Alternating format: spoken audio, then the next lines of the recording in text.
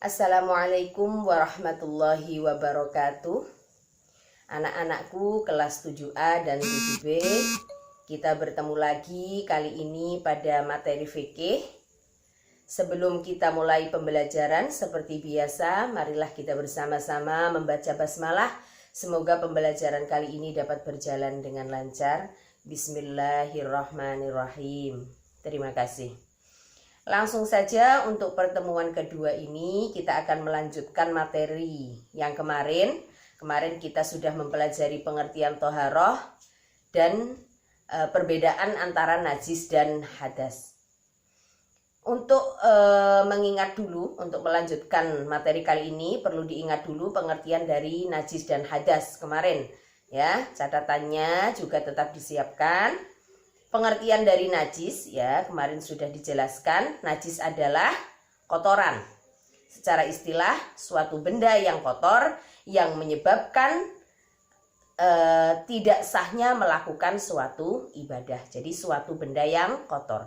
Kalau hadas adalah keadaan tidak suci bagi seseorang yang mencegah sahnya seseorang tersebut dalam melakukan suatu ibadah yang dituntut harus dalam keadaan suci.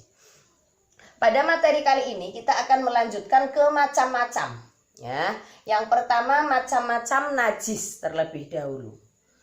Di sini sudah dijelaskan, dilihat di halaman 5 ya, macam-macam najis dan tata cara toharohnya atau cara mensucikannya. Di dalam hukum Islam, najis itu terbagi menjadi 3. Yang pertama ada najis mukhafafah atau najis ringan. Kemudian yang kedua najis mutawasitoh atau najis sedang. Kemudian najis mughaladoh atau najis berat. Pengertian dari najis yang pertama, najis mukhafafah. Najis yang ringan secara bahasa ya. Najis mukhafafah, najis yang ringan. Apa itu najis mukhafafah? Najis mukhafafah itu adalah air seni bayi laki-laki, ya, air kencing bayi laki-laki yang belum berusia 2 tahun. Belum berusia 2 tahun dan belum makan apapun selain ASI. Itu adalah najis mukhafafah.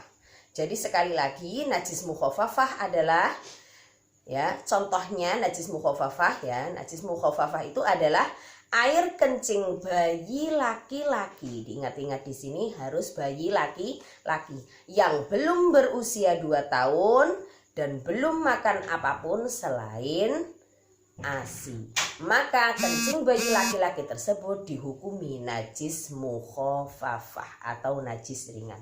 Bagaimana cara mensucikannya? Yaitu cukup dengan memercikkan air ke tempat atau bagian yang terkena najis. Jadi perlu difahami ya, di sini najis mukhafafah itu berlaku bagi bayi laki-laki. Kalau bayinya perempuan, meskipun belum berusia 2 tahun dan belum makan apa-apa selain ASI, tetap tidak dihukumi najis mukhafafah, tetapi nanti masuk ke kategori najis yang kedua yaitu najis mutawasitoh ya. Jadi mudah difahami. Harus bayi laki-laki yang belum berusia 2 tahun dan belum makan apa-apa selain ASI. Kalau misalkan bayi tersebut sudah makan selain ASI, berarti nanti masuknya ke najis mutawasitoh. Gitu ya. Jadi perlu difahami untuk pengertian najis yang pertama. Kemudian najis yang kedua ada najis mutawasitoh, najis sedang. Contohnya apa? Seperti najis kotoran hewan, kotoran manusia, darah ya, nanah atau muntahan manusia, yaitu masuk ke golongan najis mutawasitoh atau najis yang sedang ya. Itu contoh-contohnya. Kemudian pada najis mutawasitoh itu dibagi menjadi 2. Ya, pada pembagian najis mutawasitoh dibagi menjadi 2. Ada najis hukmiyah dan ada najis ainiyah. Ya. Najis hukmiyah adalah najis yang diyakini adanya tetapi tidak terlihat wujudnya, ya. Jadi benda tersebut terkena najis, pada hukumnya terkena najis tetapi tidak terlihat. Contohnya, misalkan pada tempat yang terkena air kencing, kemudian air kencing tersebut sudah kering tetapi belum disucikan, maka tempat tersebut secara hukum masih najis. Contoh lagi, misalkan ada kotoran ayam ya di depan rumah. Kemudian kotoran itu kita buang wujudnya. Ya, kotoran yang terlihat kita buang. Setelah kita buang, tempat bekas kotoran tadi masih secara hukum dia najis. Kenapa? Karena belum dibasuh.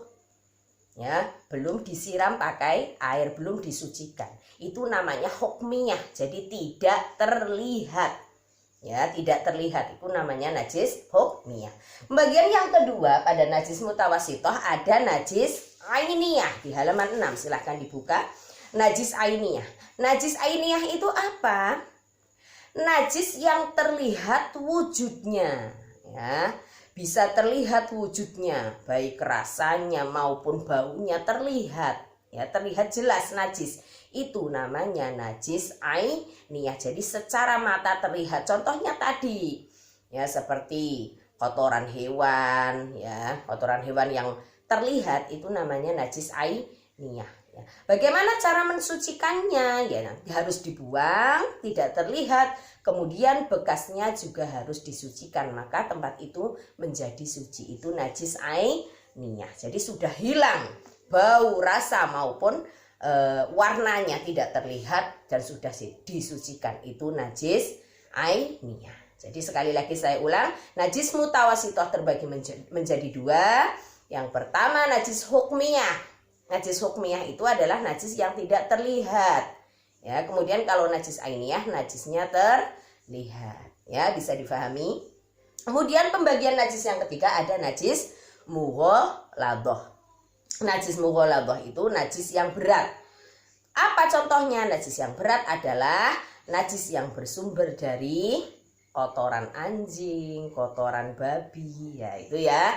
Baik itu air liurnya maupun kotorannya, ya, semua yang berasal dari anjing, babi masuk ke dalam kategori najis mughaladhah. Bagaimana cara mensucikannya? Yaitu dengan dibasuh air 7 kali dan salah satunya harus dicampur dengan tanah atau debu. Ya, saya kira mungkin anak-anakku semua sudah sering mendengar ya untuk pembagian najis ini, karena nanti didukung juga pada pembelajaran Fathul Qorib, ya, tetapi perlu tetap dipelajari, difahami. Itu ya. Ini untuk pembagian najis. Jadi tadi najis mutawasitoh, najis mukhafafah, cara mensucikannya dengan memercikkan air. Najis mutawasitoh harus dibuang, disiram airnya, kemudian pakai air disiram sampai hilang bau, rasa dan warna. Najis mughaladhah dibasuh 7 kali, salah satunya dengan menggunakan tanah atau debu. Kemudian untuk macam-macam hadas, ya, ada 2. Ada hadas kecil, ada hadas besar. Hadas kecil itu apa? Hadas kecil adalah keadaan seseorang yang dalam keadaan tidak suci, dan supaya suci harus dengan wudhu, ya, maka ia harus berwudhu. Jadi keadaan seseorang yang tidak suci dan cara mensucikannya dengan wudhu. Kalau hadas besar, keadaan seseorang yang tidak suci dan cara mensucikannya dengan mandi, ya, mandi wajib. Itu macam-macam hadas. Ya, jadi hadas ada 2. Hadas kecil yaitu keadaan seseorang tidak suci dan cara mensucikannya dengan wudhu. Kalau hadas besar, keadaan seseorang tidak suci dan cara mensucikannya dengan mandi. Kemudian untuk alat bersuci, alat yang kita gunakan untuk bersuci, ada air, ada benda padat. Ya, ada air kalau kita mandi menggunakan air. Kalau tidak ada air, bisa menggunakan benda padat seperti batu, tisu, dan lain sebagainya. Itu untuk cara bersuci, untuk alat ya. Jadi ini macam-macam najis, macam-macam hadas, kemudian alat untuk bersuci. Kemudian air, ya, kalau ditinjau dari hukumnya itu ada 4, ya. Air mutlak, air makruh, air mustakmal dan air mutanajis.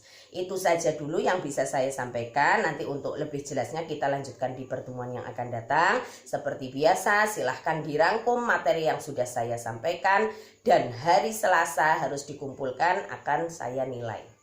Ya, itu saja. Marilah kita tutup pembelajaran kali ini dengan bersama-sama membaca hamdalah. Alhamdulillahirabbil alamin. Akhirul kalam. Wassalamualaikum warahmatullahi wabarakatuh.